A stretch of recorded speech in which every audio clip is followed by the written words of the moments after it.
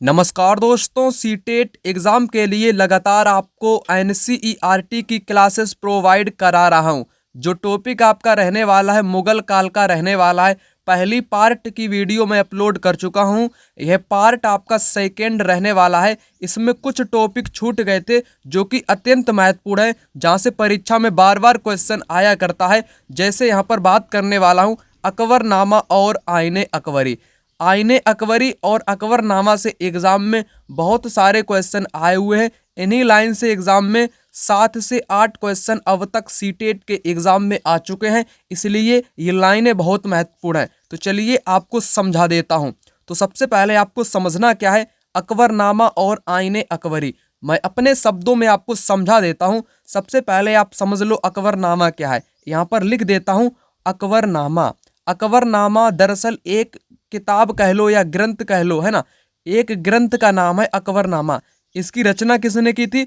अबुल फजल ने की थी। किसने रचना की थी इसकी?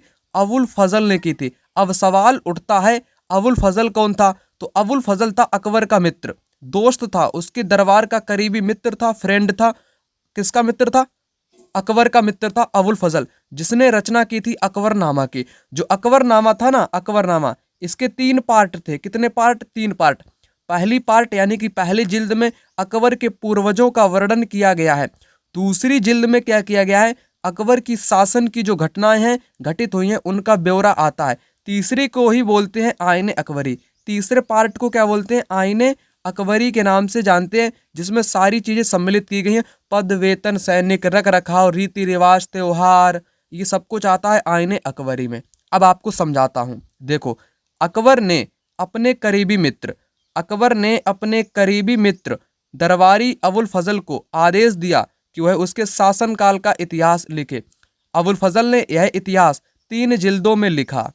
इसका शीर्षक अकबरनामा, यानी कि अकबरनामा को 3 पार्ट में यानी कि 3 जिल्दों में इसने लिखा। पहली जिल्द में अकबर के पूर्वजों का बयान है, पूर्वज पहले पार्ट में है। दूसरे अकबर के शासनकाल की घटनाओं का वर्णन है, यानी कि दूसरे पार्ट में शासन की घटनाएं हैं। तीसरी जिल्द, जिसको आईने अकबरी बोलते हैं, तीसरे को ही आईने अकबरी के नाम से जाना जाता है। आईने अकबरी में क्या है दोस्तों? प्रशासन, घराने, सेना, राजस्व, साम्राज्य के भूगोल का ब्यौरा मिलता है। इसमें समकालीन भारत के लोगों की परंपराओं, संस्कृतियों का भी विस्तृत वर्णन है।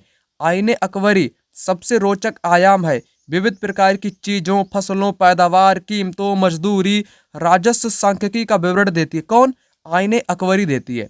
तो इतना आपको मैंने समझा दिया। यहाँ से एग्जाम में बार बार क्वेश्चन आता है, क्वेश्चन आपको कराता हूँ। यहाँ पर क्वेश्चन आप लोग देख सकते हो, आईने अकबरी के बारे में निम्नलिखित कथनों को पढ़ें, जो कि 2021 में आया। ये अकबरनामा का दूसरा भाग है। नहीं, आईने अकबरी तो तीसरा पार्ट है, दूसरा नहीं। गलत हो जाएगा पहला वाला। तो ए गलत है, ए इसमें है, ये कट जाएगा। और आपका ठीक है ना, ये कट जाएगा। यह लोगों की परंपराओं और संस्कृतियों का विवरण देती है, बिल्कुल सही हो जाएगा। यह बहुत सारी चीजों का सांख्यिकी विवरण देती है, सही हो जाएगा। यानी कि सी और डी इस क्वेश्चन का राइट जवाब हो जाएगा। ठीक है ना, आपने समझा। उसके बाद और क्वेश्चन यहाँ पर है जो कि जुलाई 2019 में पूछा गया है आईने अकबरी के बारे में। तो देखो, आईने अकबरी यहाँ पर थर्ड वाला राइट आंसर होगा। यह अकबर के प्रशासन के विविध पहलुओं के विषय में संपन्न सांख्यिकी का विवरण प्रस्तुत करता है, सही हो जाएगा।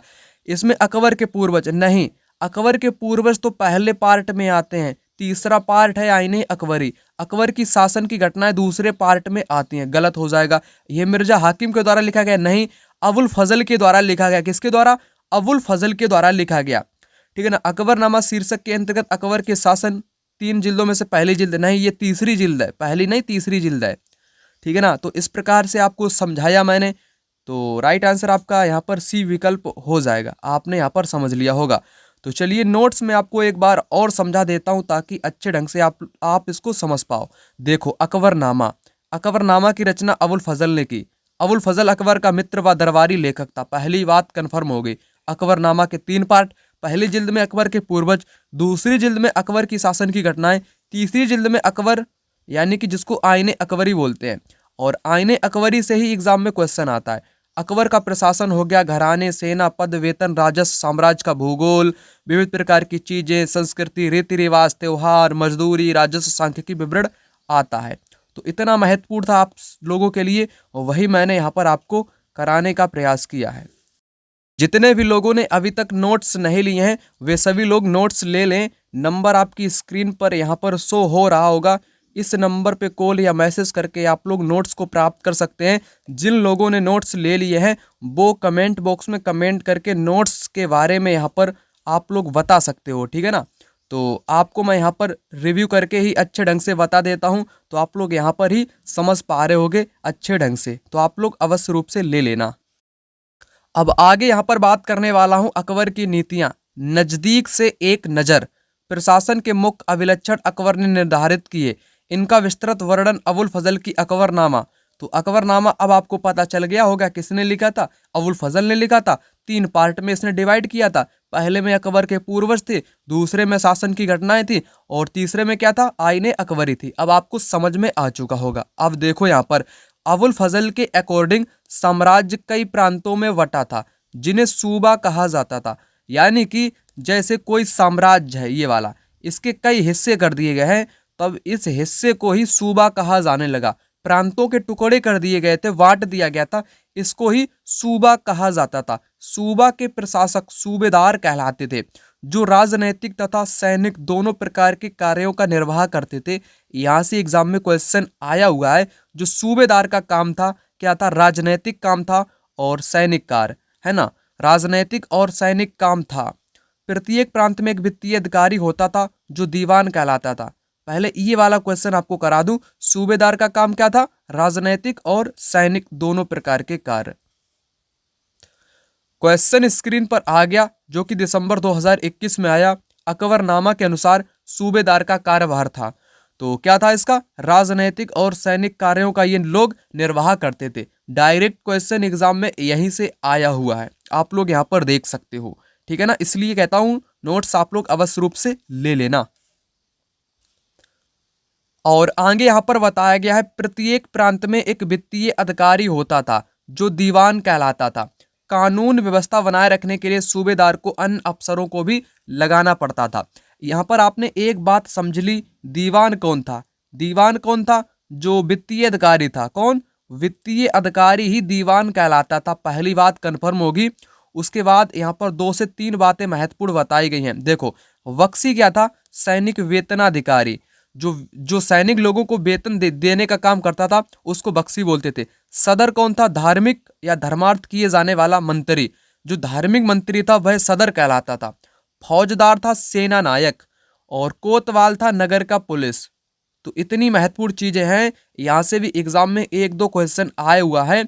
तो आपको मैंने बताया दीवान के बारे में। अगर कल को परीक्षा में पूछ ले, क्या पूछ ले कि दीवान के बारे में बताओ, तो आप क्या बताओगे, दीवान कौन था, वित्तीय अधिकारी। कौन, वित्तीय अधिकारी था दीवान। बख्शी कौन था, बख्शी था सैनिक वेतनाधिकारी, यहाँ पर लिखा हुआ है। और सदर कौन था, धार्मिक वाला मंत्री। फौजदार कौन था, सेना नायक था। कोतवाल कौन था, नगर का पुलिस था। यहाँ से एग्जाम में आया है क्वेश्चन। यहाँ पर क्वेश्चन आपकी स्क्रीन पर आ चुका है, कौन सही सुमेलित है। बख्शी कौन था, सैनिक वेतनाधिकारी था, सही। सदर कौन था, धार्मिक व धर्मार्थ किए जाने वाले मंत्री का नाम था, सही है। इक्तादार सैन्य कमांडर, ये तो गलत है, ठीक है ना, सैन्य कमांडर या फौज नायक कह सकते हो। कोतवाल नगर का पुलिस अधिकारी, ये सही हो जाएगा। सी आपका गलत है, सी हटा दो जिन जिन में लगा हुआ है। ABD यहाँ पर राइट आंसर आपका हो जाएगा। तो वहीं से डायरेक्ट एग्जाम में क्वेश्चन आया हुआ था, आप लोगों ने यहाँ पर देख लिया। जानकारी है, शायद एग्जाम में क्वेश्चन आ सके। जहांगीर के दरबार पर नूरजहां का प्रभाव, क्या प्रभाव पड़ा था। देखो, मेरुनिसा ने 1611 में जहांगीर से विवाह किया और उसे नूरजहां का खिताब मिला। यानी कि जो नूरजहां थी ना, कौन थी, नूरजहां का असली नाम क्या था, मेरुनिसा था। 1611 में जहांगीर से इसने शादी रचा ली। नूरजहां हमेशा जहांगीर के प्रति अत्यधिक वफादार रही, उसको समय समय पर सहयोग देती रही। नूरजहां के सम्मान में जहांगीर ने चांदी के सिक्के जारी किए, जिनमें एक और उसके स्वयं के खिताब उत्कीर्णित थे, दूसरी ओर वाक्य था रानी बेगम नूरजहां के नाम पर। तो चांदी के सिक्के जहांगीर ने अपनी पत्नी नूरजहां के लिए जारी किए थे, ठीक है ना। एक तरफ उसके खिताब का वर्णन था, दूसरी तरफ रानी बेगम नूरजहां का नाम गड़ा हुआ था, ठीक है ना। तो वही यहाँ पर बताया गया है, ठीक है ना। जो कि ये वाला आप लोग देख सकते हो, जो कि उर्दू में लिखा हुआ है, ठीक है ना। मैं जानता नहीं हूँ उर्दू वगैरह। उसके बाद आगे देखो यहाँ पर, अकबर के अभिजात बड़ी सेनाओं का संचालन करते थे और बड़ी मात्रा में वे राजस्व का खर्चा करते थे। जब तक वे वफादार रहे, साम्राज्य का कार्य सफलतापूर्वक चलता रहा। परंतु 17वीं सदी के अंत तक कई अभिजातों ने अपने स्वतंत्र ताने बाने बुन लिए थे। साम्राज्य के प्रति उनकी वफादारी उनके निजी हितों के कारण कमजोर पड़ गई थी, ठीक है ना। और उसके बाद यहाँ पर ये लाइन आ चुकी है जहाँ पर सुलह ए कुल या सर्वत्र शांति के अकबर के विचार के बारे में अध्ययन करेंगे। 1570 में अकबर जब फतेहपुर सीकरी में था, उसने उलेमा, ब्राह्मणों, पादरियों, जरस्तु धर्म के अनुयायियों के साथ धर्म के मामलों पर चर्चा शुरू कर दी। ये चर्चाएं इबादत खाने में हुई। अकबर की रुचि विभिन्न व्यक्तियों के धर्मों और रीति रिवाजों में थी। इस विचार विमर्श से अकबर की समझ बनी, जो विद्वान धार्मिक रीति और मताधानता पर बल देते हैं वे अक्सर कट्टर होते हैं। उनकी शिक्षाएं प्रजा के बीच विभाजन और असमंजस पैदा करती हैं।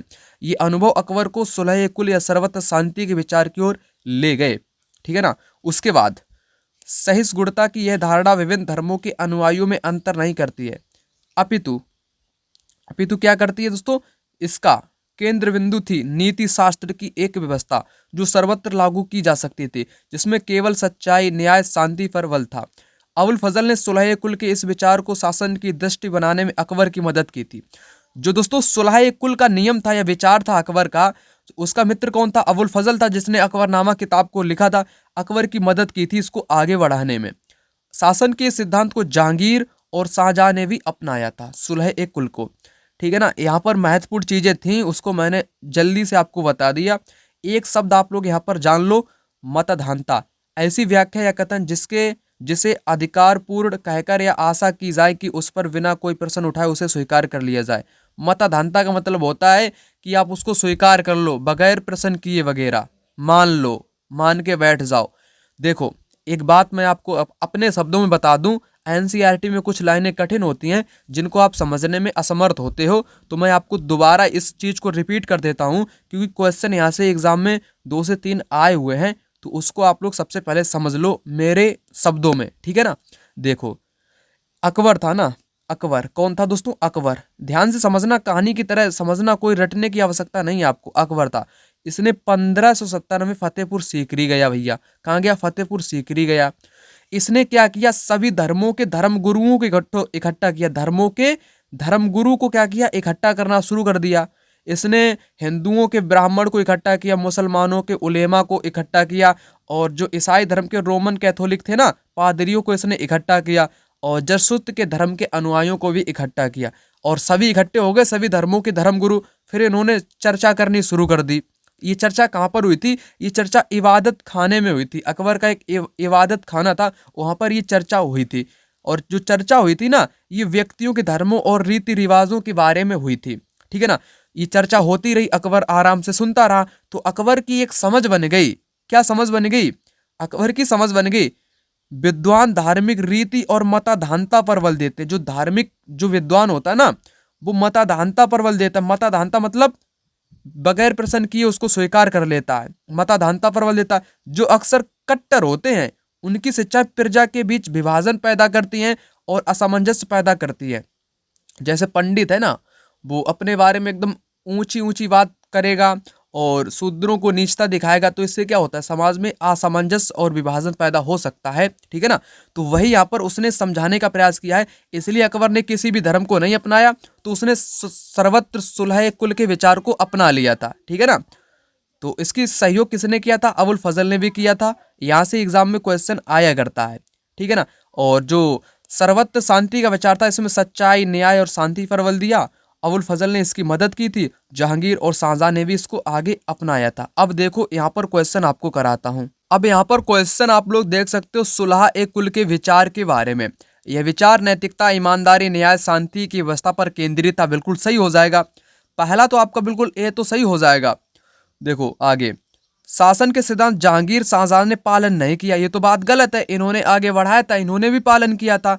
सी आपका हट जाएगा, जिन जिन में सी लगा हुआ है ना, सी हट जाएगा। उसके बाद विभिन्न धर्मों के लोगों के बीच थोड़ा भेदभाव आवश्यक था, ये बिल्कुल भी भेदभाव नहीं था, इसलिए अकबर ने उनको कट्टर बताया। इस विचार के इर्द गिर्द शासन दर्शन बनाने का प्रयास किया गया था। बिल्कुल सही बात की गई है। ए और बी इस क्वेश्चन का राइट आंसर हो जाएगा। उसके बाद और आप लोग देख सकते हो क्वेश्चन है सर्वत्र शांति से ही। अकबर जहांगीर शाहजहां ने सुलह ए कुल सर्वत्र शांति के विचार को शासन का सिद्धांत बनाया था। अकबर ने, फिर जहांगीर ने, फिर शाहजहां ने। सही दिया गया ना, बिल्कुल सही हो जाएगा। उसके बाद विभिन्न धर्मों से जुड़े हुए व्यक्तियों के विचार विमर्श से अकबर की समझ बनी। जो विद्वान धार्मिक रीति और मताधानता पर बल देते हैं वे अक्सर कट्टर होते हैं। ये भी बात सही हो जाएगी। तो इस क्वेश्चन का राइट आंसर आपका थर्ड वाला हो जाएगा। दोनों सही हैं और सही व्याख्या भी करते हैं। ठीक है ना। वही लाइन यहाँ से डायरेक्ट उठा करके पूछी गई है। वे कट्टर होते हैं जो धार्मिक रीति की बात करते हैं, मताधानता पर बल देते हैं, बगैर प्रश्न किए हुए उसको स्वीकार कर लेते। वे कैसे होते हैं? कट्टर होते हैं। ठीक है ना। तो यहाँ से क्वेश्चन आया हुआ था जो मैंने आपको कराया। नोट्स आप लोग ले लेना अभी तक आपने नहीं लिया हो तो। आगे यहाँ पर बताया गया 17वीं शताब्दी में और उसके आगे मुगल साम्राज्य का क्या हुआ था। जो मैंने आपको ये वाला टॉपिक कराया है ना, ये ओल्ड एनसीईआरटी का पूरा मैंने कराया है। जो नई वाली एनसीईआरटी है उसमें कुछ टॉपिक आपके रिमूव कर दिए गए हैं, जैसे दीवान था, सूबेदार था, ये वाले कुछ रिमूव कर दिए गए हैं। ठीक है ना। इसलिए मैंने आपको सारे टॉपिक यहाँ पर समझाने का प्रयास किया है। ये वाला भी ओल्ड में ही है लेकिन न्यू वाली में नहीं है, इसलिए क्वेश्चन आपको सारे के सारे समझा देता हूँ। देखो यहाँ पर क्या बताया गया है। 17वीं शताब्दी के बाद मुगल साम्राज्य का क्या हुआ। मुगल साम्राज्य की प्रशासनिक और सैनिक कुशलता के फलस्वरूप आर्थिक और वाणिज्यिक समृद्धि में वृद्धि हुई। यानी कि इकोनॉमिक डेवलपमेंट यहाँ पर हुआ था, क्योंकि प्रशासन बड़ा मजबूत था, सैनिक कुशलता भी यहाँ पर थी। विदेशी यात्रियों ने वैसा धनी देश बताया जैसा कि किस्से कहानियों में वर्णित होता रहा, परंतु यही यात्री इसी प्रचुरता के साथ मिलने वाली दरिद्रता को देखकर विस्मित रह गए। सामाजिक असमानताएं साफ दिखाई पड़ती थी। तो समाज में असमानताएं दोस्तों व्याप्त थी। ऊंच नीच का भेदभाव किया जाता था अकबर के शासनकाल में, मुगल साम्राज्य में। ठीक है ना। तो दो बातें यहाँ पर साफ हुई। तो विकास तो हुआ था, वाणिज्यिक वृद्धि तो हुई थी, उसी के साथ दोस्तों क्या हुआ था, असमानता साफ तौर पर समाज में दिखाई पड़ने लगी। शाहजहां के शासनकाल के 20वें वर्ष के दस्तावेजों से हमें पता चलता है ऐसे मनसबदार जिनको उच्चतम पद प्राप्त थे कुल 8000 में से 445 ही थे।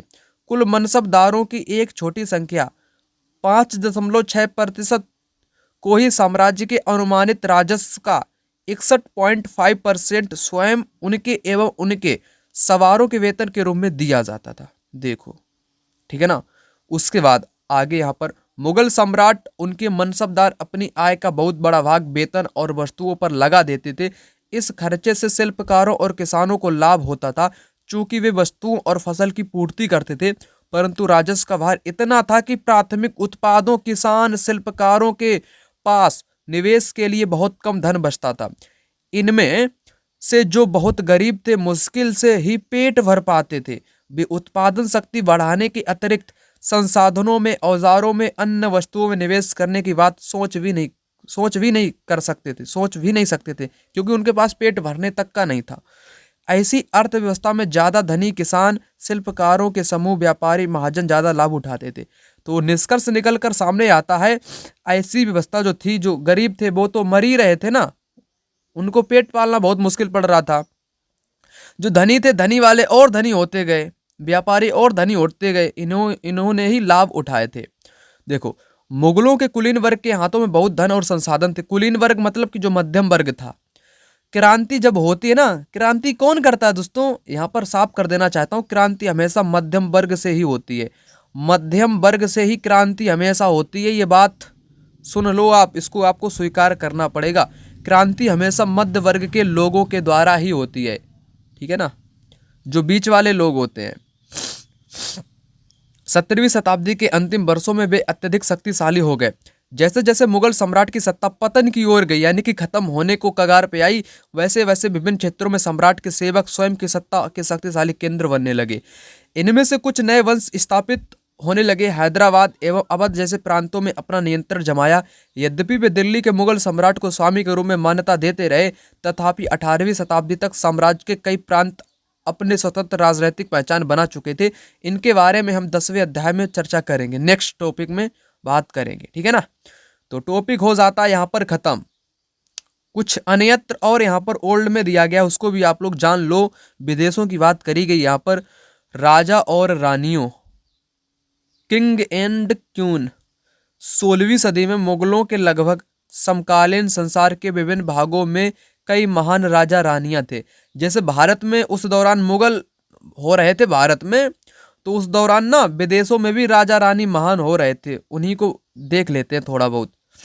इनमें ऑटोमान तुर्की के सुल्तान सुलेमान शामिल है। सुलेमान, हाँ यार सुलेमान से क्वेश्चन आता है एग्जाम में, क्योंकि ओल्ड है, एक आया था। उसके राजा में ऑटोमान राज्य का विस्तार यूरोप की हुआ। उसने हंगरी को अपने राज्य के साथ मिला लिया, ऑस्ट्रिया को घेर लिया। उसकी फौजों ने बगदाद और इराक भी हथिया लिया। मोरक्को तथा उत्तरी अफ्रीका का बहुत सा हिस्सा ऑटोमन सत्ता को मानता था। सुलेमान ने ऑटोमन नौसेना का पुनर्गठन किया। पूर्वी भूमध्य सागर के इलाकों पर इस नौसेना के प्रभुत्व की वजह से स्पेन के साथ उसकी स्पर्धा हुई। अरब सागर में इस नौसेना ने पुर्तगालियों को चुनौती दी। सम्राट को अल कानूनी विधि निर्माता का खिताब दिया गया, क्योंकि शासन में बड़ी संख्या में नियम कानून बनाए जाते थे। एक बात तो सामने निकल के आती है, अगर आपसे शायद पूछ ले कि विधि निर्माता का खिताब किसे दिया गया, तो किसे दिया गया, किसे दिया गया, क्या नाम है उसका, सुलेमान को दिया गया, जो कि तुर्की ऑटोमन का राजा था, है ना। उसके बाद बहुत बड़े उसने अपने शासन में नियम कायदे कानून बनाए थे। इन नियमों का लक्ष्य था कि बढ़ते हुए साम्राज्य के विभिन्न क्षेत्रों को ध्यान में रखते हुए प्रशासनिक तरीकों का मानकीकरण, ताकि किसानों को बेगार और भारी करों से बचाया जा सके। आगे चलकर 17वीं शताब्दी में ऑटोमन क्षेत्रों में जब सार्वजनिक व्यवस्था का पतन हुआ, तो सुलेमान कानूनी के काल को आदर्श शासनकाल के रूप में याद किया जाने लगा। उसके बाद अकबर के अन्य समकालीन शासकों के बारे में पता लगाएं। इंग्लैंड की शासक रानी एलिजाबेथ, ईरान का सफाविद शाह अब्बास, और विवादास्पद रूसी शासक जार इवान चतुर्थ वेसिलेविच, जो इवान द टेरिबल के नाम से कुख्यात है। इवान द टेरिबल के नाम से कौन कुख्यात है, इवान चतुर्थ, ठीक है ना, चतुर्थ। ये अन्य शासक भी हैं जो कि अकबर के समकालीन हुए थे विदेशों में।